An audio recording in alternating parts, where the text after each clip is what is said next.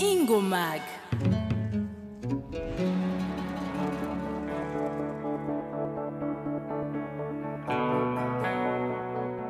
Nitwa Spès Nihangaza, navukiye muri komine Songa mu ntara ya Bururi, twize ku iparuwase yitwa Rumeza.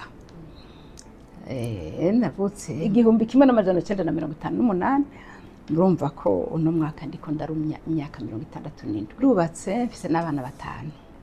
Bo mashuri mato urumva nayize ku iparuwase nyene, hama ico gihe hageze kuja muri lycée, igice ca mbere nacize kuri lycée y'Imwigenda, hama bageze haje batora ibisata, cyantora igisata c'ubuhinga, canza kukibandaniriza kuri lycée Bujumbura, ico gihe bayita lycée Clarté Notre Dame. Hanyuma duheje amashuri hariho gufashanya ku Burundi n'ibindi bihugu, ntantogwa mu baronka bourse kugenda kwiga muri Algerie. Hanyuma rero nja kwiga chimie, kubera ico gihe nagiye muri 1977 bari baje gutora ubutare bwa nikere mu Burundi. Jewe rero nca ngenda mu mugwi w'abantu bagiye kwiga kugira bazoje gufasha igihugu ivyerekeye guhingura ubutare bwa nikere, ico gituma nize chimie.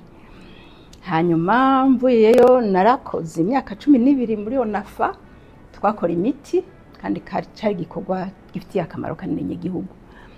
Ariko mu byo nkora byose haguma hari akantu ko gushaka gufasha abantu, ku mugoroba nkaja gufasha abantu. Niho rero twahava ducrea ishirahamwe FVS, hama ndumva ikintu cyo gushaka kwibandanya kwiga. Ncangenda kwiga kuri universite yitwa leadership ngaho i Burundi, ncaniga mu Congereza bavuga organizational leadership, no kuvuga uburongozi bw'amashirahamwe. Niho rero naca ndonka diplome ya master. Ibyo rero birajanye cyane n'ibyo nkora, ariko cyane sinavyize kubera ibinkora, navyize kuko nifuza gufasha yandi mashirahamwe gukura, kugira ngo imyaka twamaze ngaha muri FVS ishika 33, ibi ubumenyi twaharonkeye n'ubuhinga tuzobwigishe ayandi mashirahamwe akiri karakura. Mu Gifaransa ni la famille pour vaincre le sida, mu Kirundi novuga ko ari umuryango wo gutsinda ikiza ca sida. Igituma twabigize, iri shirahamwe ryashinzwe mu gihe sida yari iteye ikibazo gikomeye cyane mu gihugu. Twemerewe imbere y'amategeko muri 1992, mugabo twatumaze nk'imyaka 2 dukora. Nigihe abantu benshi bagwara sida bagapfa ku bwinshi, bagaca basiga abana b'imfuvyi batagira ikibafasha. Twebwe rero tuza nk'abafasha imfuvyi, mugabo tuza nk'abagwanya sida kugira eke kuguma ihonye imiryango.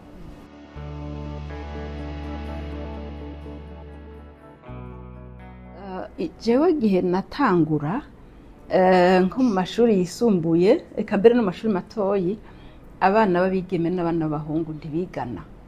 Rero je nize mu mashuri y'abakobwa gusa ikintu cantangaje tugiye muri kaminuza, igihe Uburundi bwaturunkira kwiga muri Algerie, twari abantu 40, mugabo muri abo 40 abigeme twari 2 gusa, 38 bari abahungu. Ico kintu caradutangaza, none ko twahejeje amashuri yisumbuye turi abakobwa benshi kubera ko atabandi baza. Bo nibyo barafatira ku manota, ariko hariho nabigeme bahawe ayo mahirwe yo kugenda baravyanka kuko abavyeyi babo ntibabakundiye kugenda mu mahanga kwiga. Abandi nabo babona ko bocegwa kurongorwa, kuko hariho benshi twiganye baci barongorwa buno nyene bagihetse.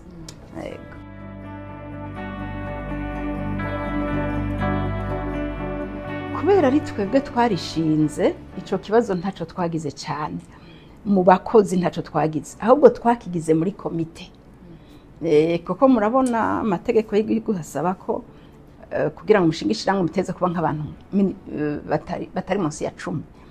Rero twararondeye abandi bantu cyane bafise ubuhinga twari dukeneye, tukarondera nk'abaganga banonosoye ibyo kuvura abana ko yari gihe c'ingwara, tukarondera abantu banonosoye ubuhinga bw'indero, tukarondera abantu bize kwigisha kuko twateza kwigisha cyane kugira ngo abantu bajijuke bareke kuguma bandura. Rero muri abo bantu twarondera harimo n'abagabo batari bake.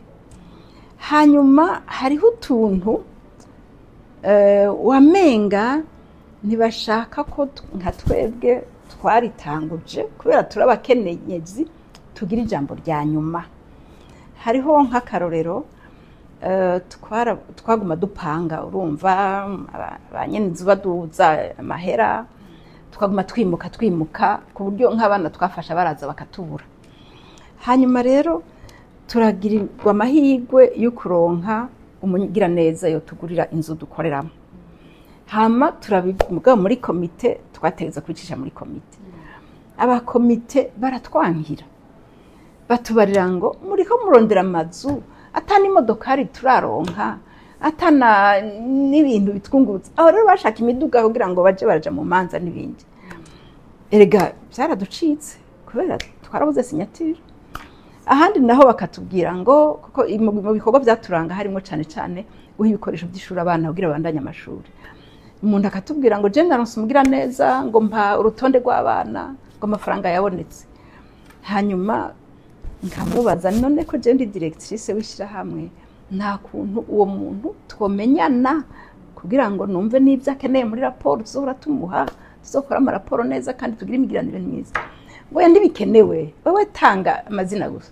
Urumva harimo akantu kuko umenga ntidutegerezwa gukurikirana byose, badutegeke bikeyi bashaka. Ako kantu karatugoye. Yego.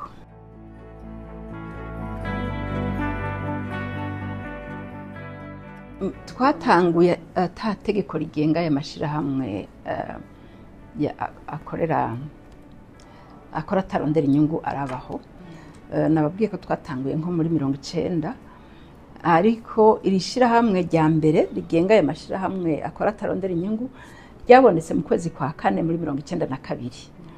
Niho rero twaca tugira dossier, nico gituma twaciye twemererwa gukora ahagaragara muri 92. Rero twatanguye atamategeko ahari.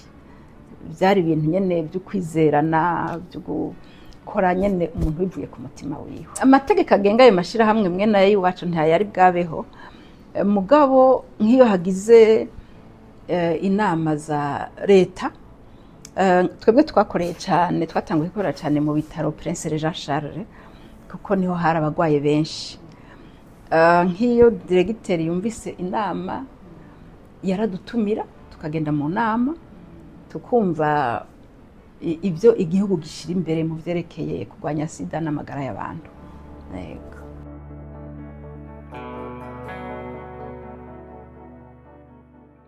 Bo ico gihero bagukorera ku mugaragaro ntibyari byoroshe.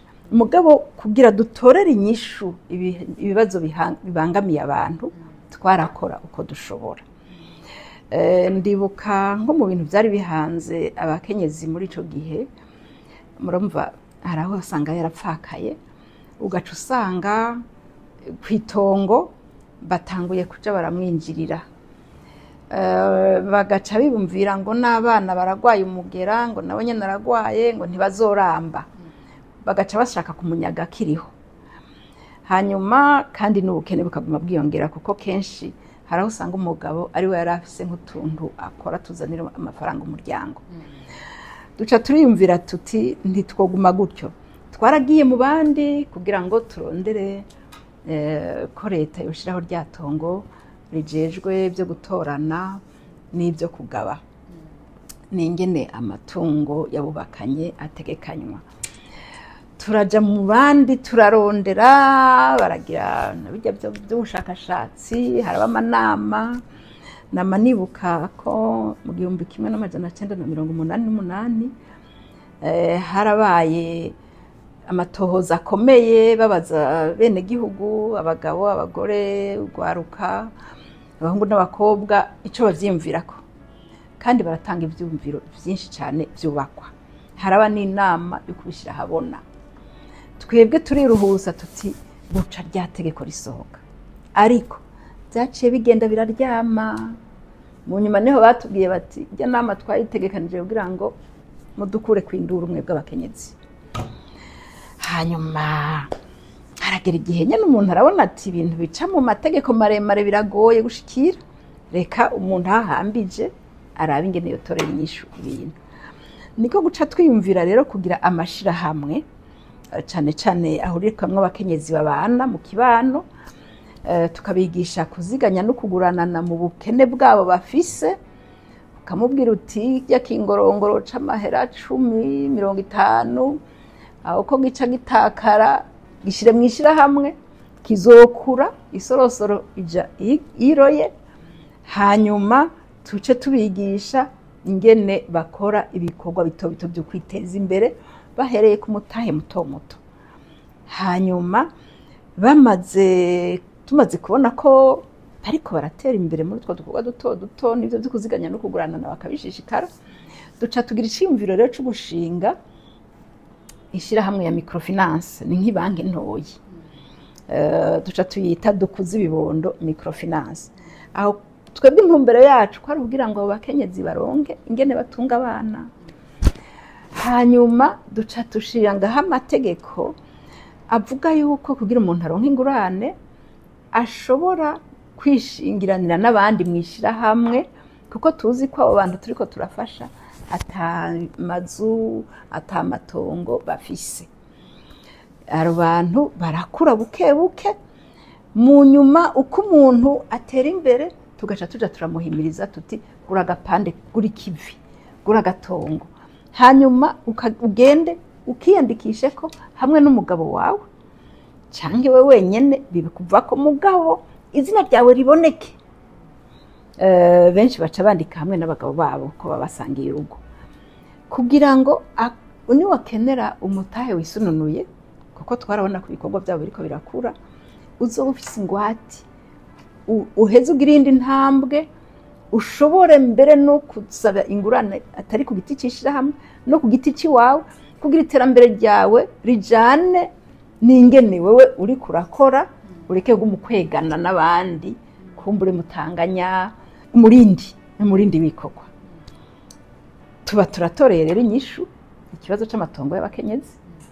N'ubu birirwa baragura amatongo, umuntu ahagarikwa n'umwete wiwe gusa, kuko niyo udakwije ayo mafaranga uraza muri microfinance bakakugura nayo wongereza hama ukabandanya uyariha. Hanyuma haragera n'ikindi gihe turabona ko ikibazo c'amagara y'abantu kibangamye kabisa, cane cane abantu badafise umushahara. Ugasanga nk'umwana aragwara, nyina canke yinakuru akamugurira umuti yejeje ibiharage, umugabo ntakwize akazorindira gusubira kweza ibindi biharage kugira ngo uwundi muti. Turabona tuti ico n'ikibazo gihambaye. Turabona nyene ko tukagira mu nama tugasaba ko leta yoshiraho amategeko yo kuvuza abantu bose, bimwe bigatangura mugabo tukabona ko bitarakwira. Duca twiyumvira rero tuti reka tugire amashirahamwe yo kuvuzanya, abantu batunzwe n'uburimyi batanga intererano yabo iyo bejeje imirima, ariko baronka uburenganzira bwo kwivuza umwaka wose. Niko guca rero dushinga amashirahamwe twise amamitiwere tuzokira twese. Mu majambo make ni mwene utwo tuntu twagiye turagira kugira dutore inyishu igihe kitaraba inyishu nyene ijanye n'itegeko ry'Uburundi bwose, bakeyi bararonka ingene bapfupfaza. Hariho n'ibindi bikorwa twishimira, nk'ubu turishimira cane nk'ishuri ry'akarorero twashinze riha amahirwe abana bakene cane, abana b'imfuvyi, abana ntahonikora, gushobora kugirirwa amahirwe kuronka inyigisho z'akanovera, hanyuma bakazoba abaterambere bafasha igihugu mu bandi. Nk'ubu turafise nk'abana bariko bariga ivyo bize bagaca bagaruka kuvyigisha iyo bavuye. Nk'abana bariko biga nk'ibintu vy'ingaburo nziza, bagaca bagenda mu mitumbi wabo kuja kwigisha abamama ingene bagira ingaburo nziza. Nk'abana bariko bariga ubuganga, bagaca baja barahamagara abandi kugendera abagwayi, bakagenda guterereza kugira ngo abaje abagwayi badashobora kuriha imiti canke ibitaro bashobore kuvuzwa. Ni ibintu vyinshi biriko nk'iryo shuri raduteye intege cyane kandi igaca riha n'urundi rwaruka inyigisho z'akanovera. Iryo shuri ryitwa ishuri ry'abagenzi abana rimatana, ku mwaka hari urwaruka rushika 600 yigamo, hanyuma hakabamwo rero n'igiti kinini cy'abana b'imfuvyi n'aba ntahonikora. Iryo shuri ryubatswe ku buryo igitigiri cy'abahungu n'abakobwa bikingana. Iyo turiko turandika turaringaniza, amadorotware arangana, tuba dushaka guha amahigwa ngana abana n'abigeme n'abana bahungu. Hanyuma turabigisha cyane ibintu bijanye n'uburongozi, kugira ngo bazobe abantu b'intwari nibakura. Kandi nkabo dusanzwe dufasha muri FVS turabakurikirana muri kaminuza, tukabigisha kuba barongozi beza, kuba abantu bashobora kwitwararika ibintu by'iterambere, na cyane cyane guheza nabo bakagira abandi bafashije, kandi barabikurikiza gose.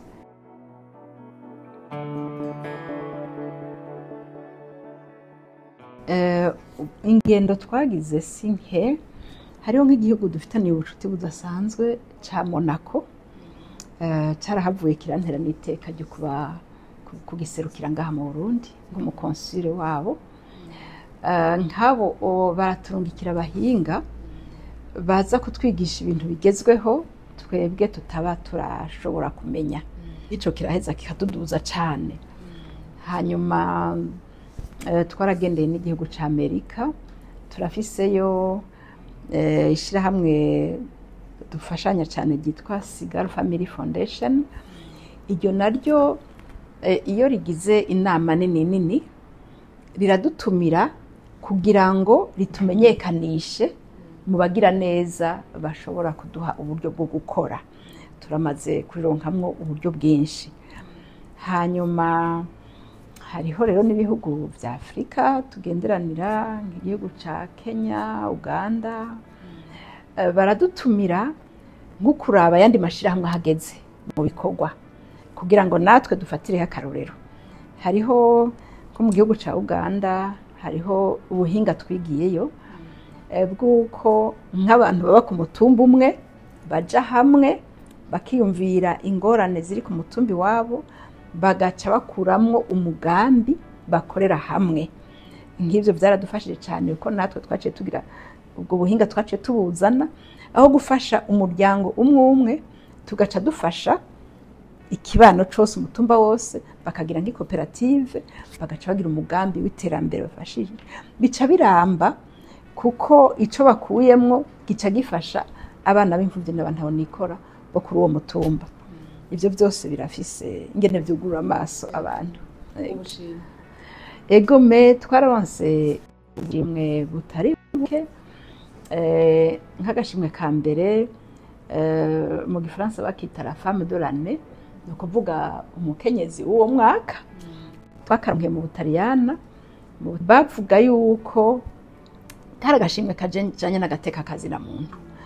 Bakavuga yuko uko kuntu dufasha abantu b'abakene, abantu bantahonikora, tukabigisha kwiteza imbere bivuye mu bikorwa byabo, kandi bagatera imbere bivuye mu mwete wabo n'inyigisho baronse, aho kuguma bateza amashi basega.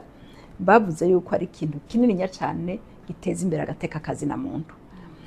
Hanyuma hariho n'akandi gashimwe twaronkeye muri Afrika y'Epfo, mu Congereza bakisa ngo entrepreneurship in education, no kuvuga ibikorwa by'itera imbere bishigikiye ubumenyi. Ako bakaduhaye kubera uku kuntu nk'ayo mashirahamwe nababwiye agira byo kuziganya no kuguranana, bavyita nawe nuze, akagira niyo migambi y'iterambere. Ubu FVS ntikigenda gugura nk'amakaye y'abana, ayo mashirahamwe yonyene niyaca bikora. Rero ako gashimwe bavuze bati muriko mufasha abantu kugwiza umwimbu, kandi uwo mwimbu ugaca ufasha indero y'abana. Babonye ko ari ikintu kiramba, kuko nitwoguma tubabwira ngo gura amakaye y'abana nabo badateye imbere. Mugabo ukuntu bateye imbere bazokwama bafise aho bakura uburyo bwo gufasha abana. Hariho rero n'akandi gashimwe bise ngo Grassroots Champion Award, no kuvuga n'agashimwe k'abantu bateza imbere abantu bahereye ku muzi. uko kuntu dukorera kuva mu muryango gushika ku mutumba tukaguma tuduga barabishimye cyane kuko bavuga bati iterambere rirama iterambere ryiza rihera ku muzi kuko urumva imiryango iteye imbere umutumba uteye imbere province biteye imbere igihugu kiba giteye imbere nako nagashimwe turamaze no kuronka n'akandi gashimwe gahabwa n'urunani rw'amashirahamwe yo ngaha mu Burundi ari mu gisata cyo guharanira agateka k'abana babonye ko turi mu mboneza turi mu barongozi muri ico gisata cyo guharanira agateka k'abana ushimwe Imana yaraduteye iteka n'ukuri turabushima kandi biradutera intege.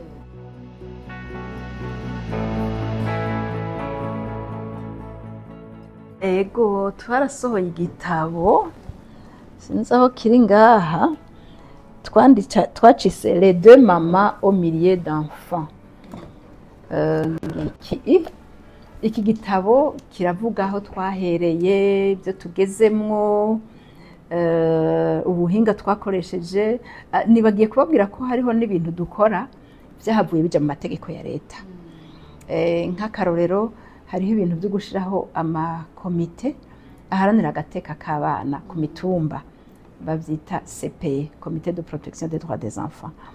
Ni twebwe twabitanguye hanyuma UNICEF irabimenya ubushikiranganje bwo gufatana mu nda burabumenya baca baraza kutubaza ingene tubigenza baratubaza n'ingene tubigisha ko turabigisha amategeko ku buryo abantu baragenda no muri sentare bakaburanira abana bagatsinda baca baratubwira bati reka rero ubushikiranganje bwo gufatana mu nda buca bushira rero muri politiki yo gukingira abana kuva mu mwaka wa 2012 ubu vyama biri muri politiki ya leta gahama nibi vy'ama mitiwere twatanguye nyene tutazi iyo bija mu nyuma bahavuye bashiraho urunani rw'ama mitiwere baranaduhuza bakatwigisha bakanatubwira bati wowe korera ha mureke kuza kubusimbira hamwe wowe korera ha wowe korera ha muga muje murahuza barashika naho bavuga bati intererano ingane ku buryo umuntu ari ngahi buju kandi umuntu ari ngahi bujumbura akagenda nko mu Ruyigi yivuze kuri mitiwere asanzeyo hanyuma mwebwe musubizanye amafaranga muhanye amafagitire ntumva gico ni ikintu gikomeye cyane.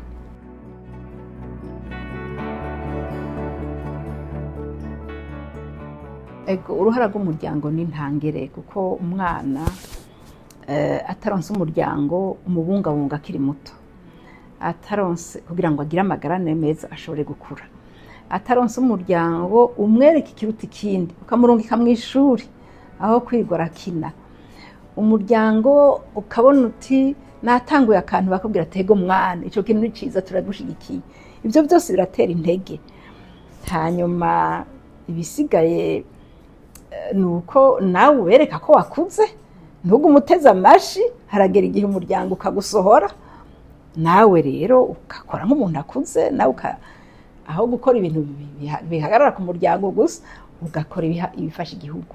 Murabona ibintu twebwe turamashirahamwe twaje kunganira leta nico gituma tutoguma twicaye ngo leta ndirashingaho itegeko igihe leta yaguhaye uburenganzira bwo gukorera ku mugaragaro ibyo uhambije bikore hanyuma iyimenyeshe ico uri kurakora kenshi ica nayo ikunganira akabishira mu mategeko cyangwa karaba ingene byorosha bigatera imbere nkako karoro k'amashirahamwe yo kuvuzanya twatanguye nyene turi kamwe iratindira shiraho urunani irashira amategeko none ubiroroshe cyane umuntu afise iyo karata ya mitiwere ahageze hose arivuza birashika gose nk'umushinga ntatahure uyo mwanya umara uri mu bikorwa nk'ibyo gufasha abandi akifuza ko ahubwo ubwo bwenge bwawe n'ubuhinga bwo korera umuryango nyene gusa nawe ufise umuhamagaro wo gufasha n'abandi haraho bitoroha canke mbora ndabibona no ku bandi bagenzi nk'umushinga ntibimuryohere cyane kubona uri imbere duhora tubona nko mu bakenyezi nyene bari muri ayo mashirahamwe, nk'iyo umukenyezi bamushize imbere akaba nk'umukuru w'umutumba, hariho umwanya wo kuja gutunganiriza ibibazo by'umutumba, ugasanga umugabo avuze ko yacerewe kurima, hari ibintu yacereje kubera iryo banga yagiye gukora, canke akavuga ngo rero niba uzoja ngo imbere y'abantu kuvuga amajambo ngo jewe ariho ndi, naho yavuga kubera iryo banga ajejwe, ngo rero ngo uzogenda imbere y'abaguverineri ngo na jewe tutaricarana n'umunsi warimo. Hariho rero abagabo umenga barafise agashari kuko ubona umukenyezi yagiye imbere kubarusha, ariko nibaza ko ari kubera bataratahura cyane iringaniza ry'ibitsina, ahubwo na mwebwe abamenyesha amakuru mwari mukwiye kuvyigisha cyane ko turacari inyuma cyane muri ico gisata. Uruhara rw'abamenyesha amakuru ni ntangere, nka twebwe turarushima cyane mu gihe ikiza ca sida cari gikaze cyane mu Burundi. Ibimenyesha amakuru vyarigisha, ntiwugurura iradiyo canke ngo usomero nuvo uburemwo akantu ko kurwanya sida. Hanyuma mugabo haraho bahagira ivyiyumviro umenga bigezweho, hama ibindi bikenewe bakavyihoza. Aha rero ni ikintu gikenewe cyane, nk'ikintu kijanye n'ivyo bintu by'uko uburenganzira bw'abagabo n'abagore bwongana mu gihugu. Kuri jewe nta nguvu ziriko ziraba, kandi gikenewe cyane ico kintu, kandi bihera ku ntango. Nababwiye nka jewe ko papa yanyigishije kuvuga ijambo, mugabo nk'ibyo n'abakobwa bake babigisha. Naho igihe uri kuriga amashuri urashobora kuzoba umurongozi w'ishirahamwe, urashobora kuzoba diregiteri w'ishuri, urashobora kuba umushikiranganje, none batagwishije kuvuga ngo ushobore kugirisha inama, ngo ushobore kugenda mu bo mungana userura iciyumviro cawe, barashobora no kugutuma guserukira Uburundi mu makungu. None utamenyereye kuvuga uzoserukira igihugu gute? Uzoguma unumye w'umupfasoni data wanje upfa n'isoni, utaha nyungu utahaniye igihugu cawe. Rero nk'ico kintu nka wa mugani uvuga ngo inkoko kazi ntizibika isake zikiriho, uracinyiza cyane abakenyezi. Nk'ico ni ikintu mwari mukwiye gufasha cyane kikavaho. Nico kintu c'uko umugore ashobora mu kibanza c'uburongozi kumbure umugabo ataragishikamwo, umugabo ahubwo akamushigikira, aho kumenga mufitiye ishari agashaka kumukorora. Mugabo natwe bw'abakenyezi naho uri mu burongozi ukagumana n'urupfasoni ugasondera umugabo wawe. Ibyo turacari inyuma gose kuri ico kintu. Turabona no muri aya mashirahamwe naho nababwiye ko biriko birateza imbere abakenyezi, byose ntivyera ngo de. Haraho bishika nk'umukenyezi akaba nyene ubona ko afise urugero runini nyagu bikorwa by'iterambere, agafata nk'ingurane, ashitse muhira umugabo akayamwaka amafaranga, uwo mugore aca atangura guherana, urumva acava muri babandi bariko barakuzwa. Ugasanga umugore aganza umwete, umugabo icuwo mwete wavyaye umwimbu ntamenye ingene utegekanywa, haracaragahara akintu kinini cane gihaze.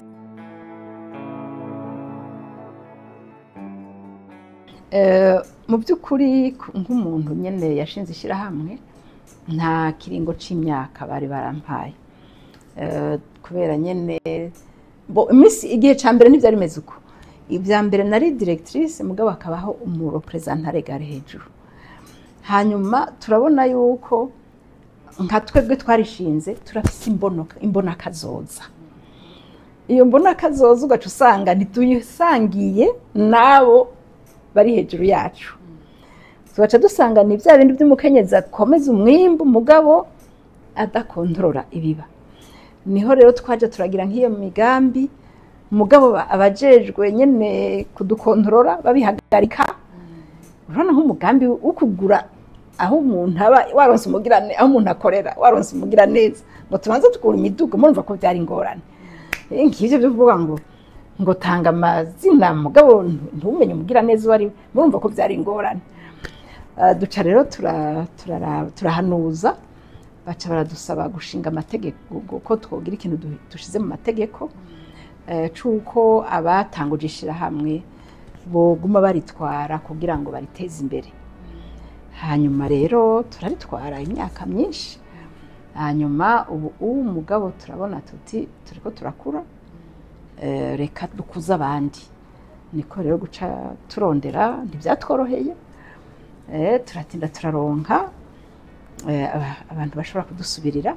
Nk'ubu nasubiriwe n'umupfasoni adushimisha cyane, urabona ko ari umuntu nyene w'umurongozi, n'umuntu afise ubuhinga akagira n'uburongozi, na cyane cyane akagira n'uwo mutima urukundo wo gufasha abana b'imfuvyi ntahonikora. Hanyuma icegera canje yasubiriwe n'umuntu w'umushinga ntahe, nawe afise ubuhinga bwinshi kandi dusangiye ako karangamutima ko gufasha abantu.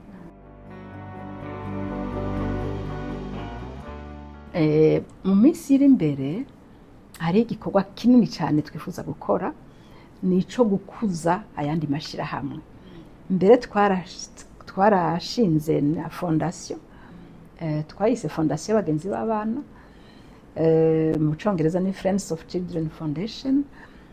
Intumbero nyamukuru niyo gukuza ayandi mashirahamwe, kwigisha ayandi mashirahamwe.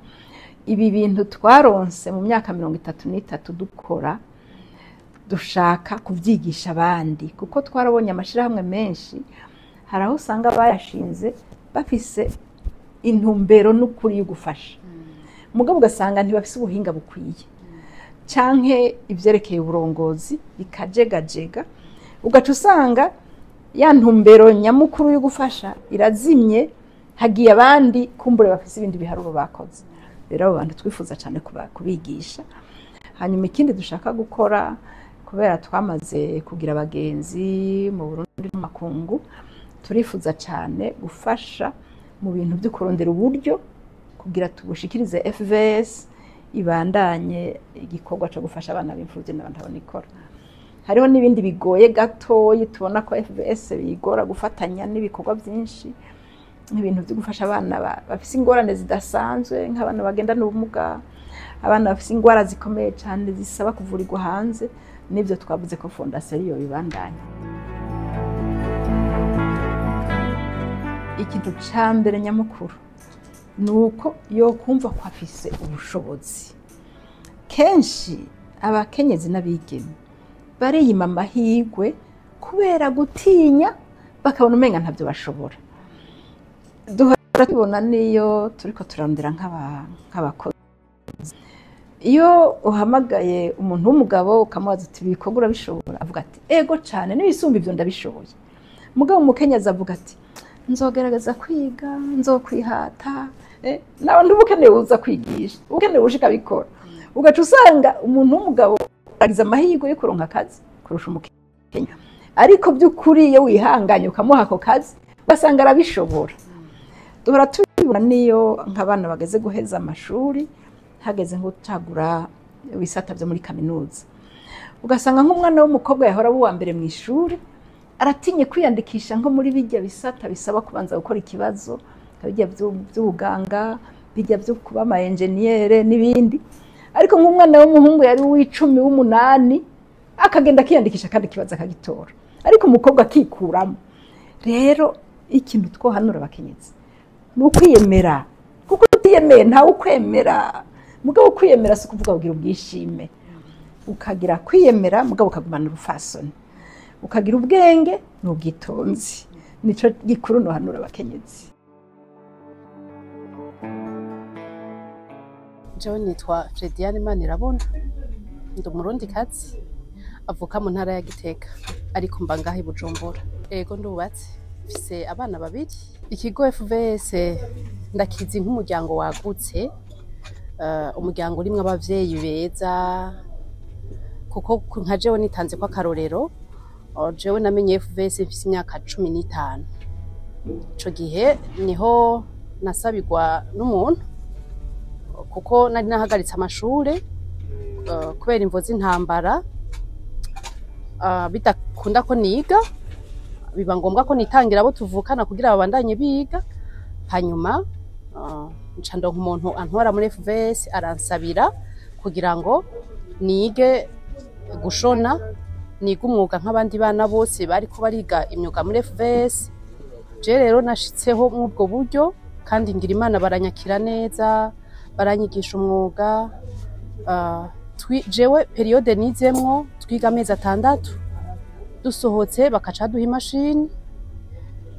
Rero nagiriye ubakwe yuko iyi mashini mubona nkoresha nayihawe na FVS. No kuvuga mvuze FVS novuga ati ni papa mama w'abana benshi cyane. Ego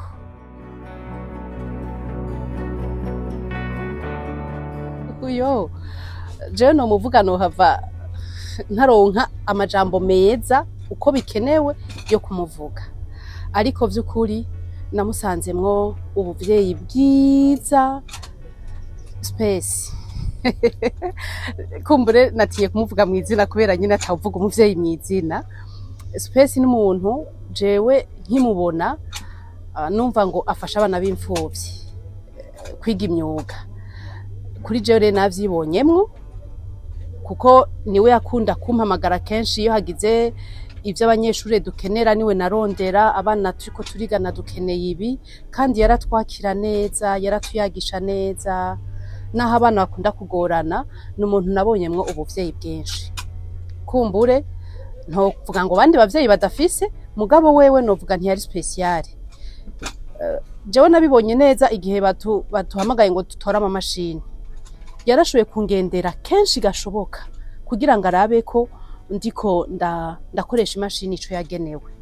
Yego nukuri Spès Imana imumpezagirire cane yarakoze. Uno munsi novuga nti ndageze ahandi hantu kumbure ntarindi ico gihe, uretse ko nubatse urazi ko Bujumbura tubayeho ku mahera. Ndategurira kazoza abana banje bariga kandi ku mashure novuga nti meza. Kumbure ico umuntu arondera kubera umwuga arabategurira no mu buzima bundi. Ndamaze kubagurira akantu bazoba aho mba niho nhavuye. No kuri jewe ndabashimira gose gose. Iyo biba vyakunda novuga nti babandanye bakora ico gikorwa kuko abana bakeneye abavyeyi ni benshi. Yego murakoze.